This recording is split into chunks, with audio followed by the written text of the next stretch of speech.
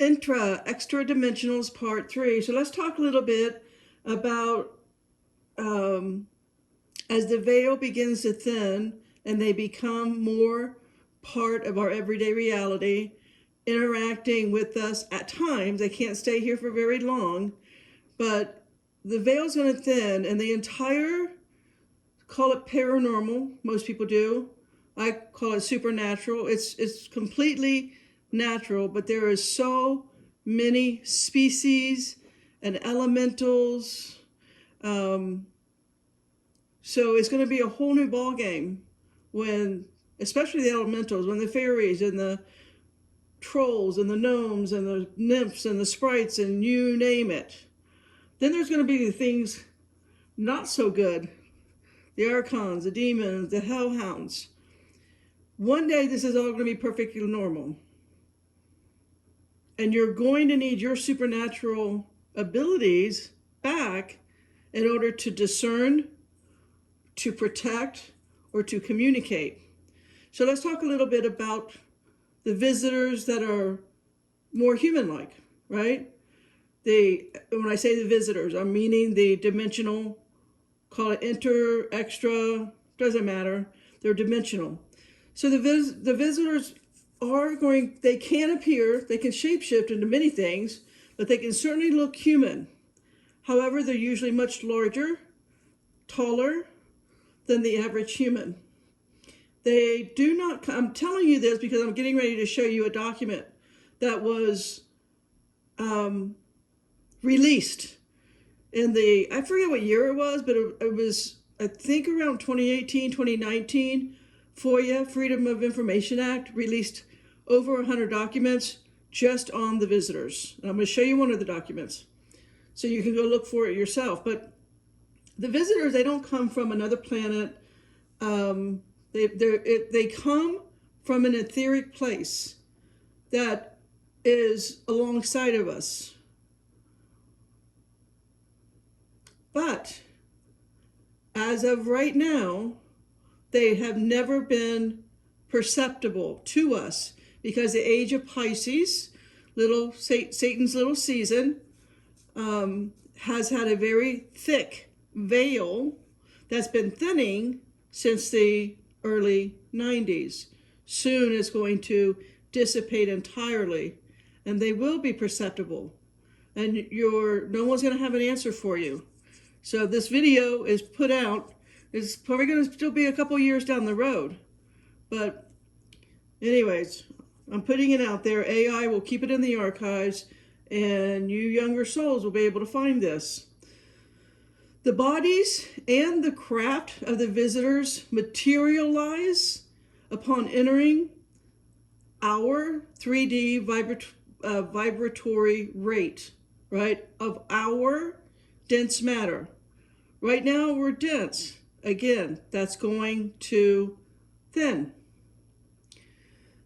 So not only can they materialize, they can also dematerialize at will by entering the etheric plane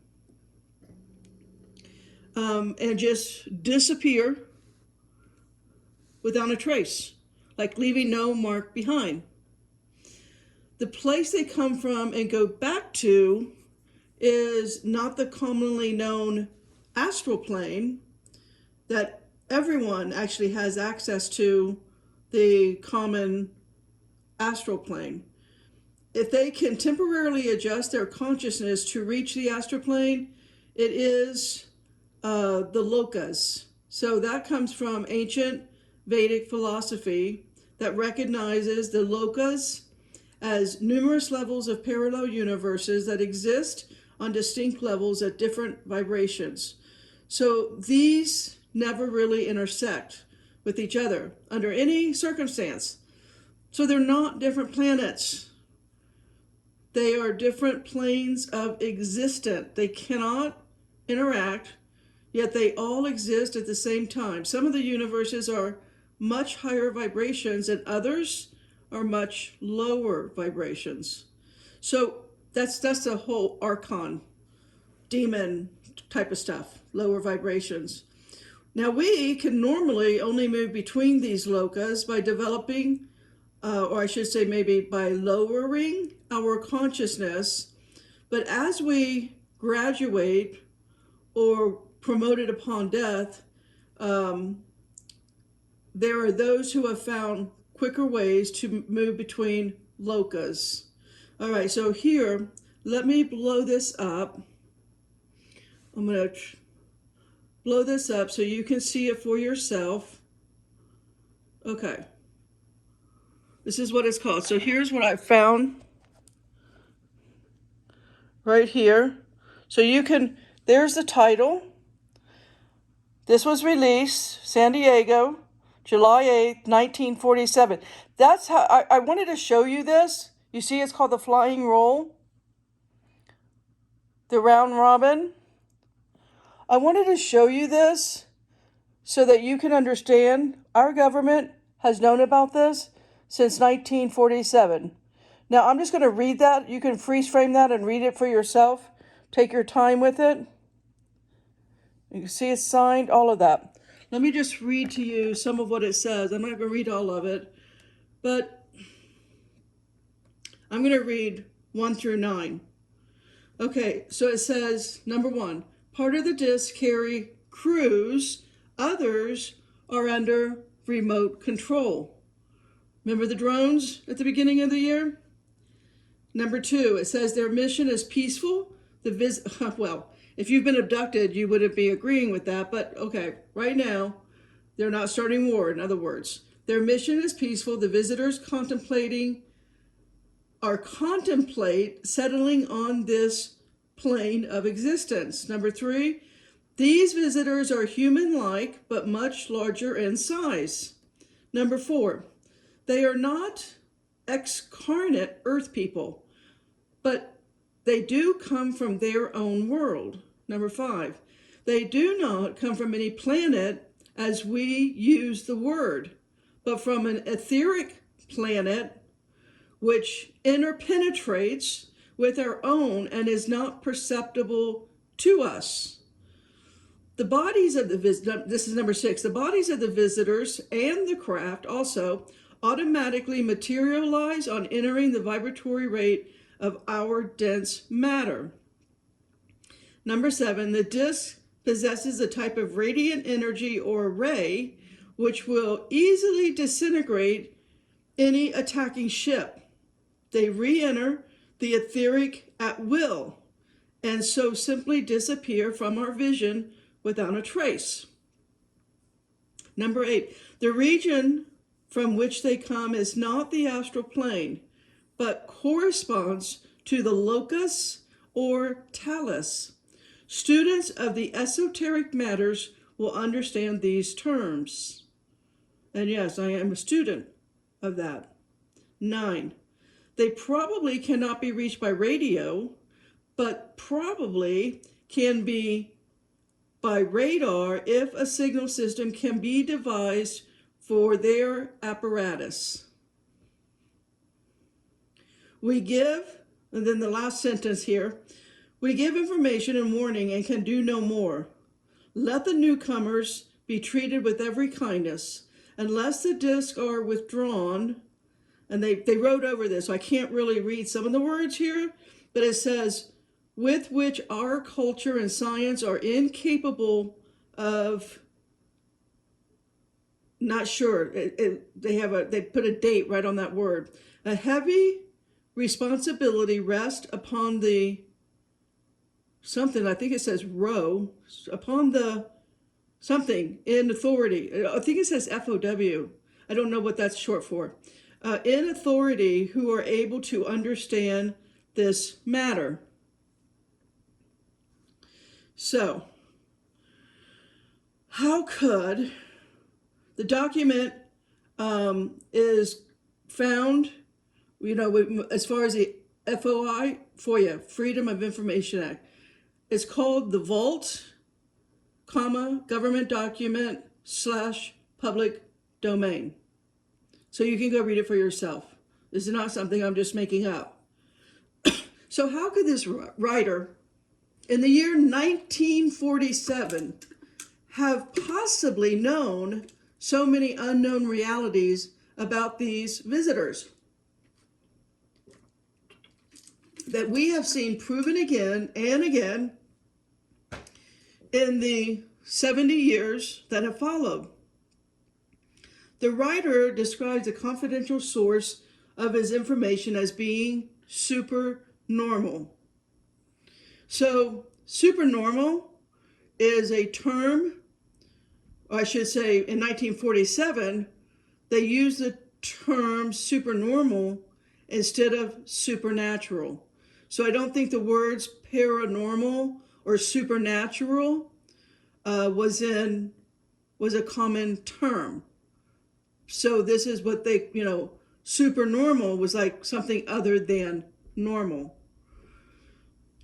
Or it simply meant not of this earth as we know it. So who or what could possibly have been the confidential informant, right? What do the cops call that? The CI? That gave this writer the extraordinary revelations that wrote this. It doesn't say who the writer is. That document, if it said who the writer of that document was, I couldn't read it. I couldn't make it out. I think it was blacked out.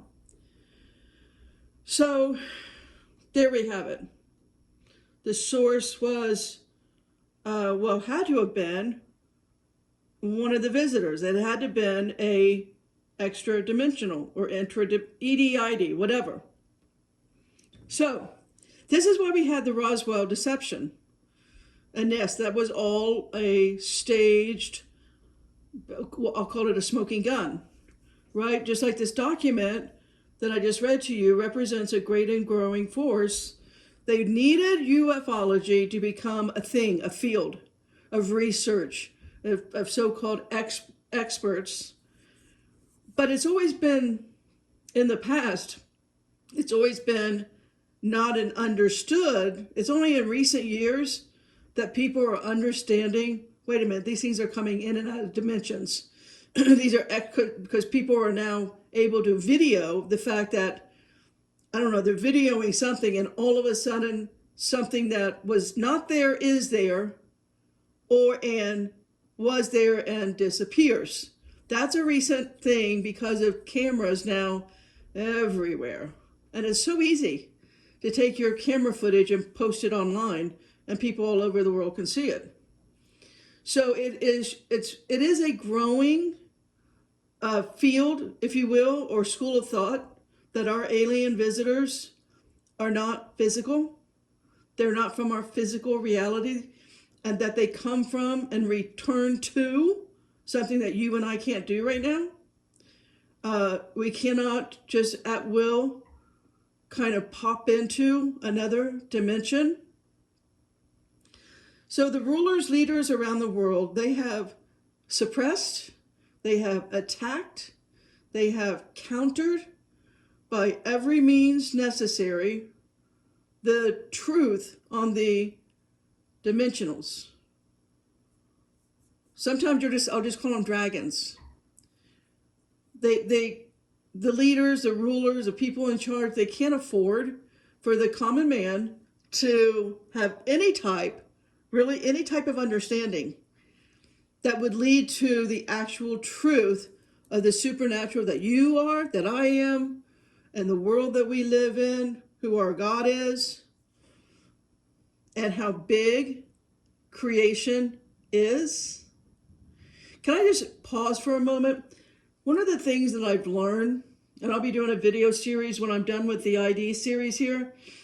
One of the things I've learned, I've been reading a lot in Aramaic. In other words, I've been getting a lot of books that are, thousands of years old, that was written in the time of the Aramaic language, or I should say in the age of Aries. Let's put it that way. I've been reading stuff that came out of the age of Aries, so prior to Pisces. And I've just recently found out that Aramaic, that language was never invented. It was discovered. And I say that, I'm going to be doing a whole series on this, but I say that because it's an alpha-numerical language.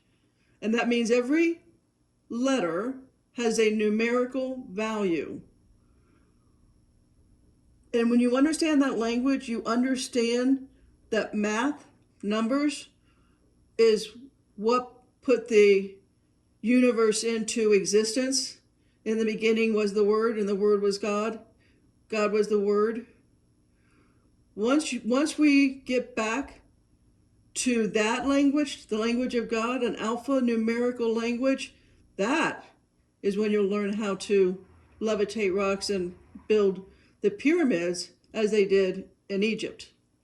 Just a little FYI, that's what's coming next. Anyway, so again, the common man, he can't know, he cannot understand the truth, because the truth in many more areas where deception is required to maintain institutional power, to continue its control and its fear-based dominance over our planet.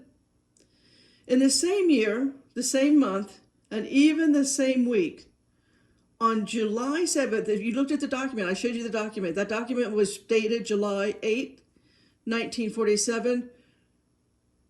Do you think that's a coincidence that July 7, 1947, the whole stage thing took place? Remember the downed aircraft? The Army, how do they say that? The Army Air Force, I think they say spotted a weather balloon. Is pretty sure what they said back then. Anyway, you guys all know about Roswell. I'm not going to explain that.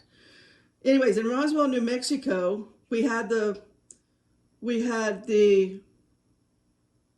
eyewitnesses to not only craft, but retrieve the craft and retrieve the bodies inside, one of which of the bodies was alive for a little bit.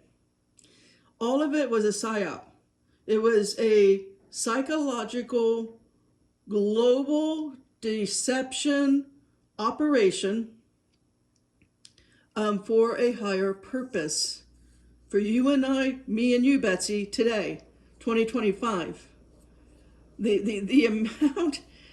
amount of unraveling and unfolding what's been going on the last 70 years it's all going to be revealed.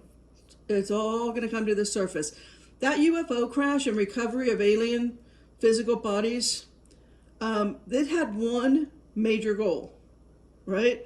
To make the general populace believe that alien visitors are just physical beings like us, that their ships are just physical craft like we could build, or we could reverse engineer, and we did, that they're not supernatural. They wanted us to understand that these ships are vulnerable like the planes falling out of the sky today. They can just crash and burn up on the ground. They needed that story to be the run with that story. Don't think outside of that box. So,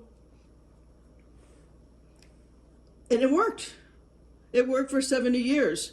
I think I'm the only person that I know of talking about this, maybe to the extent of which I'm going to be talking about it. But soon it'll be just like, I don't know, a couple years ago, it was a giggle factor if you talked about UFOs. Now it's in our Congress weekly. I just watched something with, I think it was Michael Shellenberger. There's one woman in Congress, I don't know her name. She has dark hair. She has the best questions. I mean, she just bats it home with her questions and her ability to accept the answers. It's really good.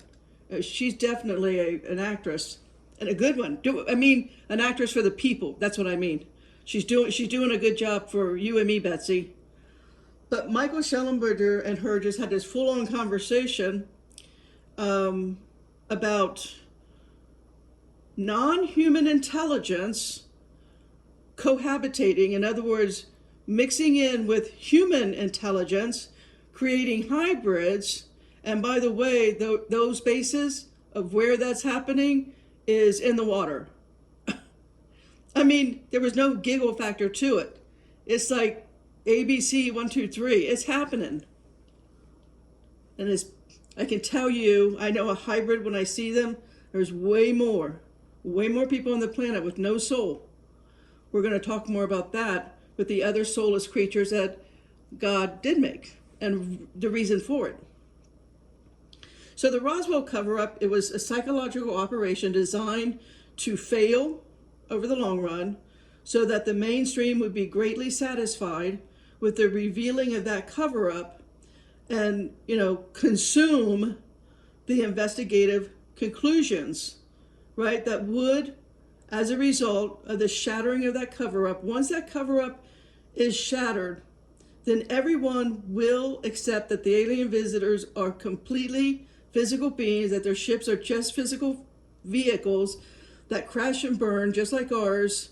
These alien visitors and their ships are from some physical planet in or out of our galaxy, just as we expect they should be. It's going to be a different world when the actual truth comes out, because we have no way to control the visitors or to harm them. When they can disappear and before a bullet could hit them, are you seeing the bigger picture now? When they're telepathic and they know what you're thinking before you even pull the gun out or the weapon out to take the laser to their craft or the bullet or whatever. When they telepathically know every move, 5, 10, 20 minutes before your thought can form, they know they know the formation of your thought. Do you know how long they've been studying human behavior and human psychology? See, you're seeing the bigger picture, right? It's going to be a problem. I just got to put in here. You guys remember Sir Arthur Conan Doyle?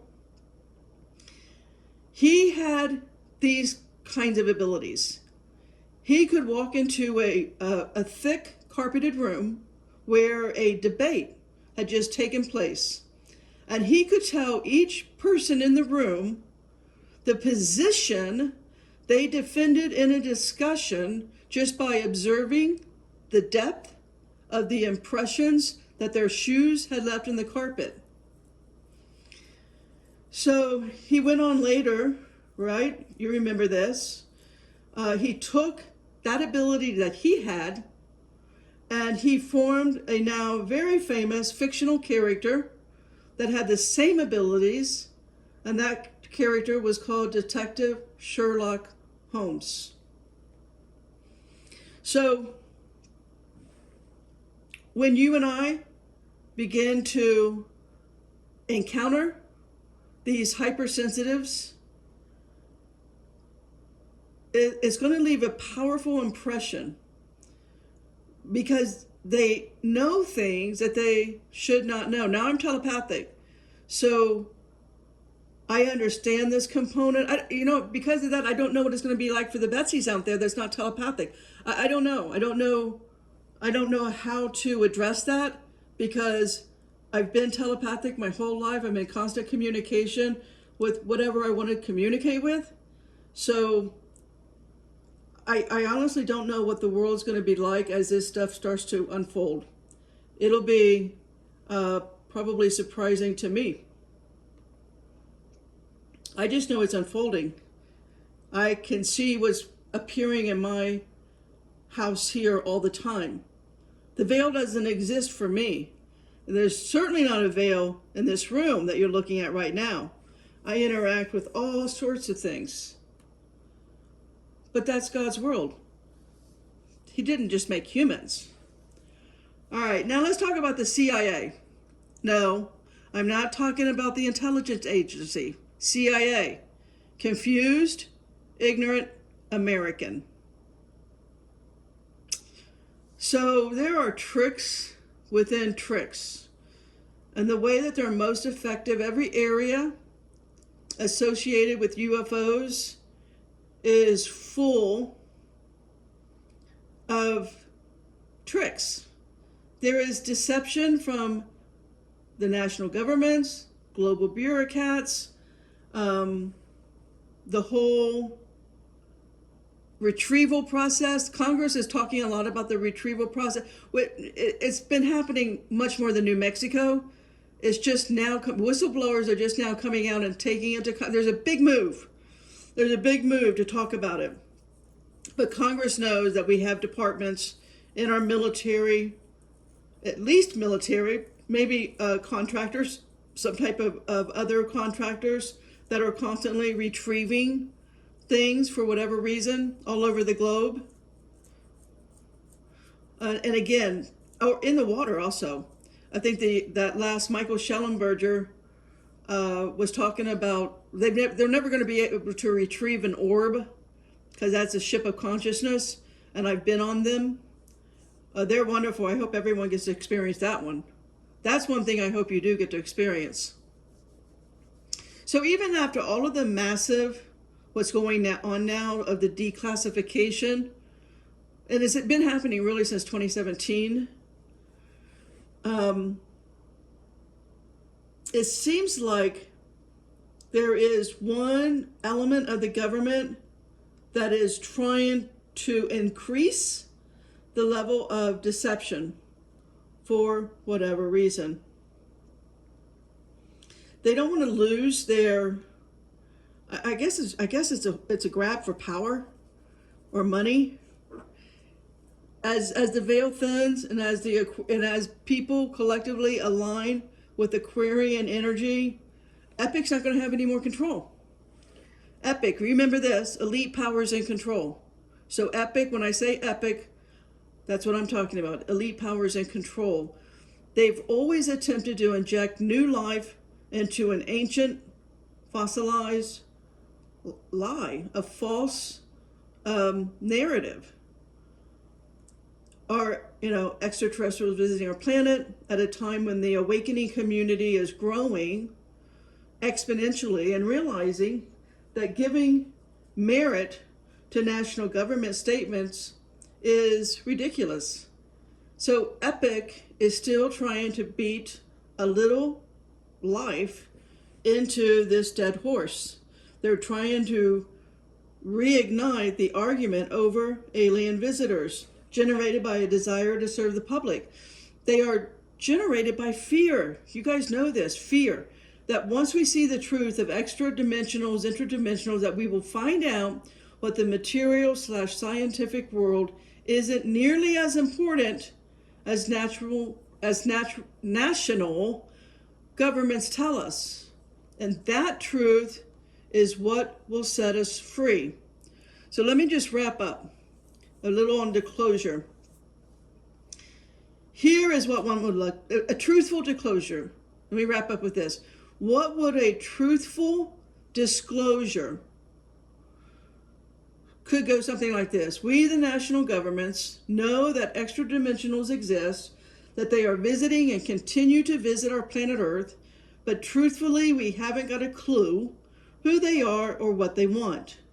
We followed their orders, and right now, the standing directive is we and you, that's me and you, Betsy, the common herd, that we don't need to know. Yet, to the mainstream masses, we have been directed to issue statements which create the appearance that we are still in control of this situation. This is done in order to preserve some reasonable, handle, on public trust in us, your national government, or your institutions. But we suspect that we are merely serving a global epic agenda that, again, we don't understand because we just don't need to know yet. That's very truthful, actually. Because for over 5 decades, those who wish to see the public open contact with non-terrestrial life, someday they have been comforted by seeing rocket ships taking off from Earth and going to the moon or to the Mars or to some part of our solar system. right? We have SETI, that's an organization. SETI, S-E-T-I, Search Extraterrestrial Intelligence. They have, great big, huge, massive dishes with antennas and sensors and receivers towards, pointing to outer space, hoping to receive radio signals or other signals that haven't come. We have private and publicly funded telescopes that are incredibly powerful, and they keep scanning for the coming, UFO craft, what have you, that they will produce news of the long-awaited ambassadors from other worlds and galaxies. It never comes, has it? And our determination to only see non-terrestrial life as human-like has set us into an insane, non-productive patterns of behavior that we seem unable as a species to break out of. So before I end, this system, like many long-running systems controlled by EPIC, is reaching its final phase. The system of funneling Earth's resources towards sending probes, rocket ships, satellites, telescopes, the highest tech that our scientific community can come up with, create, invent, out into the abyss of space, 13.7 light years worth of space. It has come. It's over. It's been exhausted. Decompensation is when an integrated system that has important biological functions can no longer compensate for defects or minor deviations. It's exhausted. It's just overstressed, overworked. It's over. It's simply over.